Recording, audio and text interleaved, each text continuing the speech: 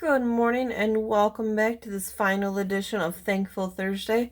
This is the last Thursday of the school year. It is crazy to me that this is where we're at in life, but we are. So I hope you guys have a great day. It looks like it might get a little rainy today, so get outside early and enjoy it while you can. Alright, let's look at our lineup for today.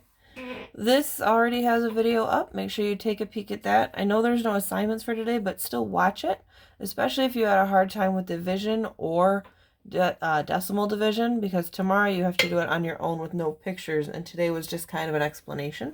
So make sure you watch that. I will help you with your story problem momentarily. Make sure that you're practicing your threes up for today. It's the last day you have to practice threes, and then next week it jumps into sixes, I believe. And make sure you get a chance to work on that decimal subtraction game again, because tomorrow it is your assignment. So, let's take a look at your story problem for today. It says, Mr. Anderson's 12 students equally shared 201 baseball cards. Mrs. Smith's 45 students equally shared 729 baseball cards. Which class had the most cards per student? So let's go back and split this off. We have Mr. Anderson's 12 students. I know they're equally sharing 201 cards. Mrs. Smith's 45 students are equally sharing 729 baseball cards. So which class has the most cards per student? And I know I don't normally underline words in the thing, but I thought it was important to catch that word equally. Sometimes you guys skip over that one.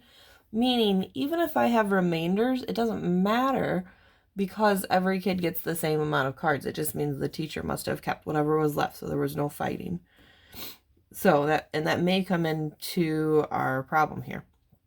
It says, which class had the most cards per student? So make sure that you leave a blank space, and the blank space this time isn't really going to be a number. It's going to be a name because it's saying whose class, Anderson or Smith's. So we have this. We've got our bar. Make sure we have that in there. But this time, can I get away with just one bar? Or do I have two things going on here? If you're thinking I have two things, you are absolutely correct. I have two classes. I don't know either answer for those, so I'm going to have two bars. And we're dealing with the cards per class.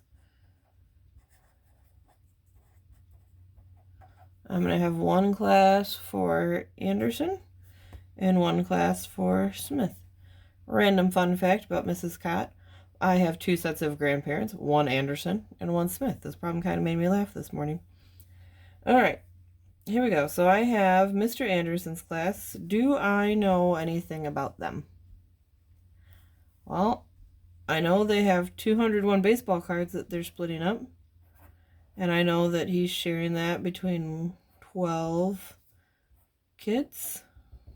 I'm going to draw all 12. I'll just make that.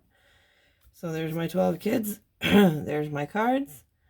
I know that Mrs. Smith's class has 45 students, but they're sharing 729 baseball cards. And I know that there's 45 of them. All the way up until the 45th kid. My question for both classes is kind of, what does one student get? I don't really know that. And really, in the end, there's not really a way to show this on the model drawing here, but my question is, whose class is greater? I don't really know that. So you're going to have to do 2 rounds of math. And remember, this is one of those problems where remainders don't matter. You're not looking at that. You're looking at what they each actually get. So you're going to have to set up a couple of problems and figure it out. Make sure you get your answer out to your teacher since it's the only thing out there today. Have a good one.